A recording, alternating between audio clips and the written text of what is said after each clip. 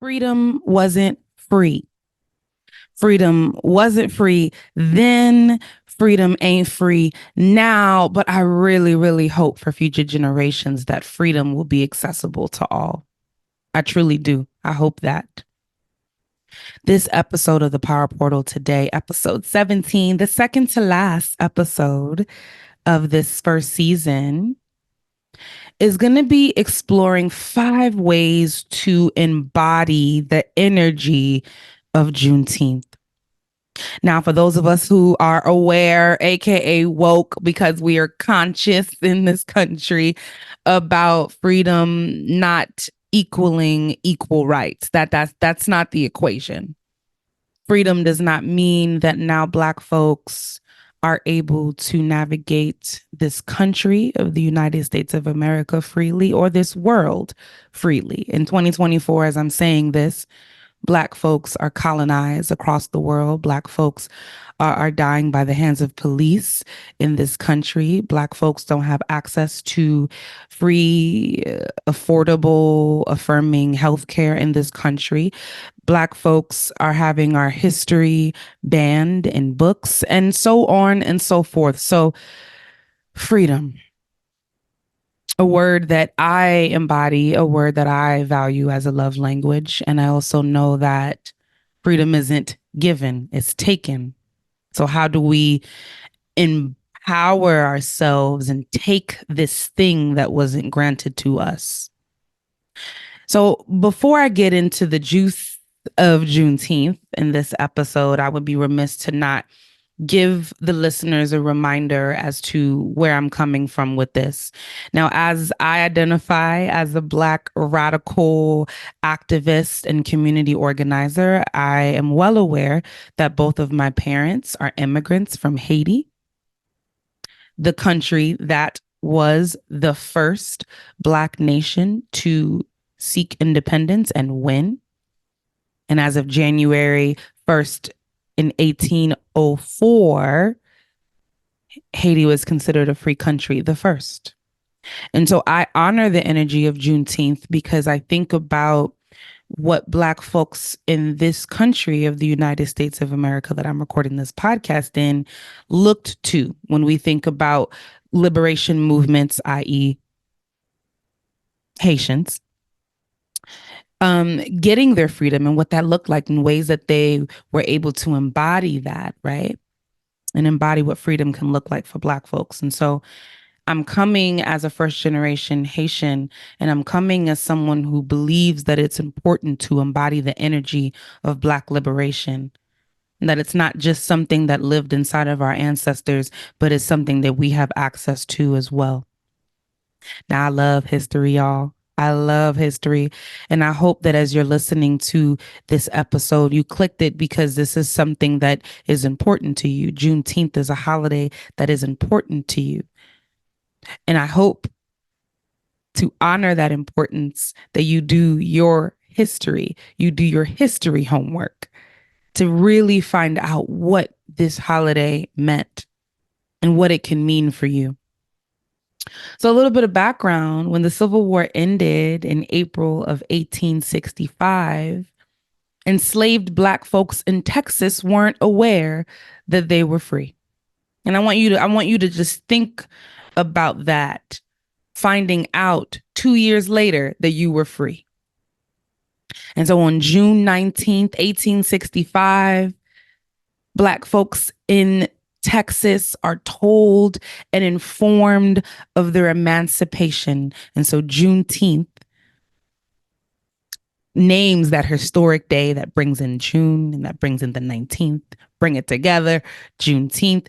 And it's a Texas holiday in many ways because it indicates that Black Texans, considering that Texas was the last state of the Confederacy in which people who were enslaved officially gained their freedom. So it, once again, is a Black Texan holiday, right? A way to really uplift how Black folks in Texas were aware of their freedom. Now, I want to give you a little bit of a fact that maybe you were not aware of because we are not taught these things in great detail in school. Because I'm going to tell you this, we'll know about so many other colonized holidays. We know the name of the boats that Christopher Columbus sailed. We'll know all these different facts, but Juneteenth, we tend not to know as much about that, and that's on purpose. At least that's my belief.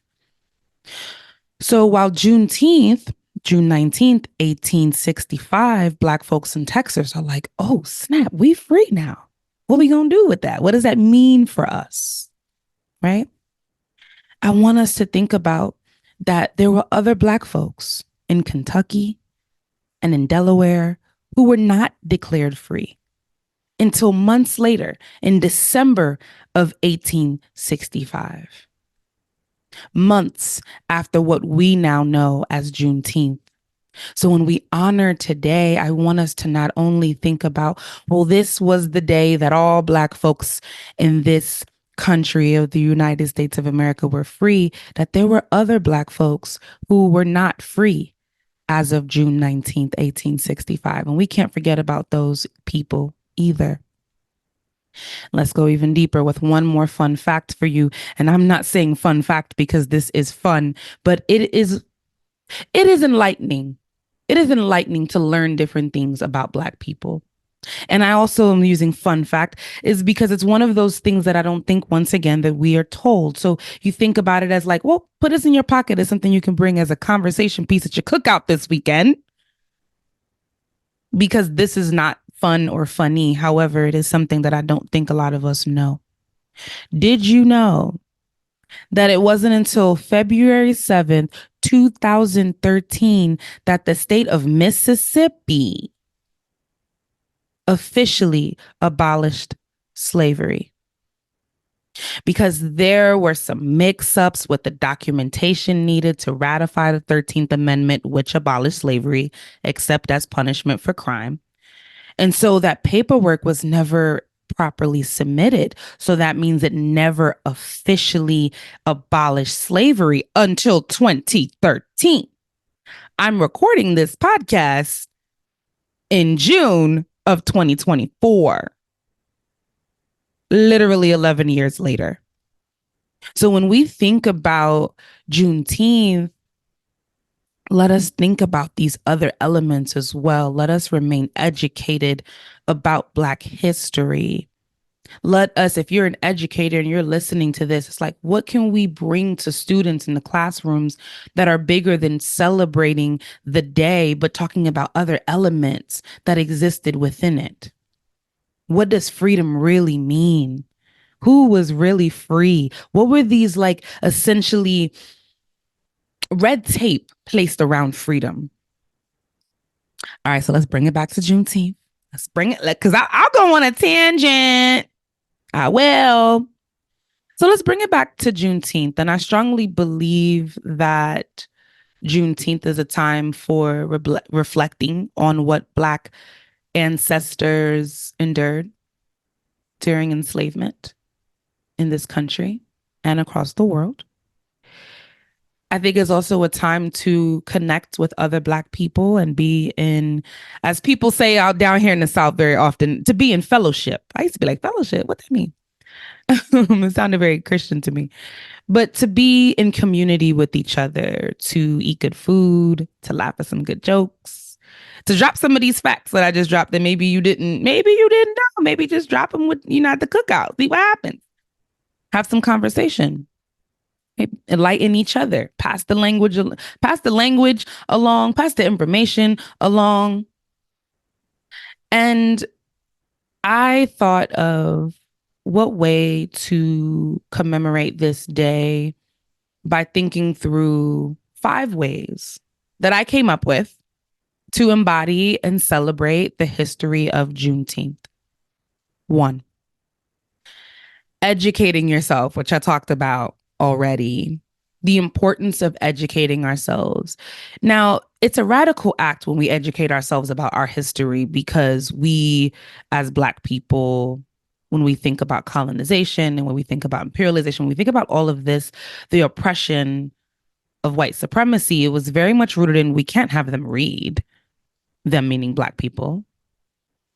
We can't have them read. So we were banned to read books. So educating ourselves about ourselves is very radical, right? It's a way to say, well, okay, if you putting that in a book, well, let me read the book then. If you're putting it in a book, then let me read the book. If you're putting it in the internet for me to have access to as a click away, then let me access it. If you're putting it in a video, well, let's click play, babes. Let's get into it. Let's educate ourselves and let's not rely on teachers, universities, anything like that to educate us. Let's make sure that we're educating ourselves. So really, self-education. Second way to embody and celebrate the history of Juneteenth. Now, there's some couple of options here. Meditate, pray, or venerate the ancestors of the Black Texans. Because once again, this is a holiday that is specifically highlighting Black folks in Texas who found out that they were free. The third way is, and let me before I go to number 3, when we think about venerating and honoring our ancestors, when we think about prayer, when we think about meditation, it's so important to do that because our ancestors probably, when we think about being their wildest dreams, for me, I think about being my ancestors' most wildest manifestations. When people who were before us pass on into the spiritual realm and whatever that means for you, how do we honor them? How do we lift them up? How do we do the things that we know that they love to do? How do we listen to the music that we know they love to listen to? How do we eat the foods that they ate, right? There's so many different ways to honor and venerate our people. All right, now we're going to go to 3. It's going to go to number 3. The third way to embody and celebrate the history of Juneteenth is connecting with other Black people. I really, I know it's a federal holiday as of 2021. I don't think it's a holiday that needs to be celebrated by everybody. I think this is a Black people holiday. Oh, yes, I do. I think it's a Black people holiday across the diaspora. I truly believe that. However, highlighting Black folks in Texas, highlighting Black Southern folks, for sure. For sure. And so when I think about it being a federal holiday, and then there's controversy around it's the freedom for me, and just like capitalizing off of Juneteenth, that's disheartening. This is not a holiday for white folks. This is a holiday for the niggas. Okay, so connecting with other Black people, really important. So if it's a perfect day to just reach out to people. Ask them how they doing. Ask them what freedom is to them. When you gathering at the cookout, instead of gossiping, we love a good gossip as Black folks. Just really having liberating ass conversations, pouring into each other. That type of connection, that feel good, nourishing, fortifying type connection. Fourth way, get politically active. Now, this can mean educating other people. I also think it's politically active to educate yourself, but sharing that knowledge with other people, speaking about Black history, organizing or attending a protest, posting something on social media about Juneteenth. There's so many different things. Watching a documentary. I watched several documentaries today in honor of Juneteenth, and just as a way to really just have that be in my media for the day and what I'm consuming. To me, that all of that is a way to think about political activity, right? So just doing something active, because the emancipation, well, that was a political action, wasn't it? And that shifted the tide of Black people in this country. Lastly, and I do have a bonus after this, so it's kind of not really lastly, but it's number 5. Number 5, do something that makes you feel free. For me, that's dancing. So I'll be definitely twerking and shaking my ass in honor of the ancestors. Oh, yes, I will. So that's something that makes me feel free. So do something that makes you feel free, whatever that is. That's a great way to celebrate Black history. That is Juneteenth today. It's a great way to think about embodiment, not only on June 19th, but just throughout, because that day commemorates something. It's a historic day, but Black folks then had to realize, okay, my life is now different now that I'm no longer enslaved. Right. And they were met with Black codes and they're met with an era of Jim Crow. And we're still met with all of our oppressions today. But I think a really great way to fight back against that is to find joy, to find that sense of freedom within you. Because even when our folks were in captivity, even when our folks were enslaved, they found joy. They found moments to have drum circles and dance, braid their hair in elaborate ways, right? They found ways to find joy. So I think that's really important. Now, bonus is to journal or and envision what freedom can look like for future generations, because Juneteenth involves dreaming.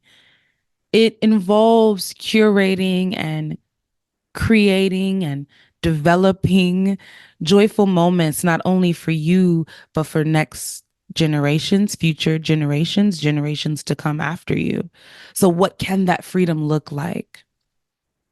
And so, I'm going to share with you a few things that I jotted down when I thought about this question for myself and when I journaled about this earlier.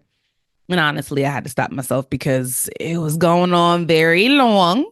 It was a very long list of what I think about when I think about freedom for future generations. But I'll share a little bit with y'all and just having y'all activated and thinking about that for yourself. So the question is, what can freedom look like for future generations? For me, it starts with reparations. Reparations. Now, reparations is not technically Venmoing or Cash Apping Black people on days like Juneteenth. Not technically. However, Venmo and Cash App a Black person whenever you can. Okay. But we think about reparations on a larger level, on a government level, on an anti capitalist level. So we want to think about that in that way. So, reparations. I also thought of healthcare for all Black people. And when I think about healthcare, healthcare that is safe, that is affirming, that is accessible for all Black people. I think about free education at all levels for Black people. Now, everything I say, just add for Black people. Okay. So I'm going to just say that again, and I'm going to have you say for Black people when I pause. Ready? Free education at all levels. Okay. I heard you. You said for Black people. So free education. That means that if you want to go to trade school, if you want to go to colleges, also colleges are closing at rapid rates, by the way. So, but if you want to go to colleges, universities, and I'm talking about PhD level, babes, I'm talking about Juris Doctorate, I'm talking about PhD, I'm talking about MD, all of that free education at all levels for Black people. That's what I think about that for future generations. I think about, oh, and also get rid of all student loans for Black people now. Get rid of it. Jeez. Okay. Safe and affordable housing for all Black people. I hope you said that with me. Safe and affordable housing, for all Black people. Freedom to honor our ancestors and other African traditions safely without being vilified and demonized. Period. Black folks ain't just Christian. We're many things. And when I think about our ancestors who were kidnapped from different countries in Africa and brought to different parts of the world, and it becomes a diasporic experience, I just think about what that means to dishonor them by saying that those traditions that they practiced are something that is devilish. And so I think about the freedom to honor our ancestors safely without being vilified and demonized. I think about the liberation of all colonized and oppressed Black people across the world. Free my niggas in Haiti, free my niggas in Congo. Queer and trans people to feel safe and affirmed to be themselves. Queer and trans people to feel safe and affirmed to be themselves. I mean safe at work. I mean safe walking down the street. I mean safe within our families. I mean safe whatever in our religious communities. I mean safe and affirmed, not tolerated, and not even accepted, but celebrated. The close of the gender wage gap. This shit gotta stop. This shit gotta stop. And there's racial disparities within the gender wage gap. So let's get that going too. Close it up. Why the hell are women in 2024 still being paid less than men? It's ridiculous. The patriarchy, just down with it. Access to reading books that tell the truth about our history. The book banning that is happening is outrageous, and I truly hope that future generations have access to reading books that tell the truth about our history. We deserve that. And lastly, although it's not lastly, but last that I'll share with you is my hope for future generations is that we're a part of communities that build sustainable, liberating systems to keep ourselves safe without relying on the police. And with that, as I close out the Power Portal today, I hope that you got a lot from it. I hope you got a lot from all the episodes. But I have a song that I included as part of my debut EP, Ratchet Revolution, available on all streaming platforms. And I close the album with a song called Knee to the Neck. And it talks about police brutality. And it talks specifically about Black cops trying to go to cookouts on Juneteenth. Yeah, that part. So I invite you to listen to Knee to the Neck. And I invite you to really think about the part of the song that talks about Juneteenth not being a day that sets us free. But my hope is that we find ways to find freedom within ourselves, freedom within our communities, freedoms within our families, freedoms within our just people around us in general, that we find freedom within ourselves, and then eventually the people around us, and eventually we get to the government, and eventually we'll get to future generations, but that we really get a chance to embody and really define what freedom is for ourselves. So listen to Knee to the Neck. And thank you, as always, for listening to the Power Portal. Reparations can't bring back our ancestors. Cops the original kidnappers. No justice, no peace. Abolish the police. Knee to the neck, you don't serve and protect us. So who do we trust? You out here being reckless. Look around, shit going down. Ain't no freedom in this town. Knee to the back, y'all anti-black.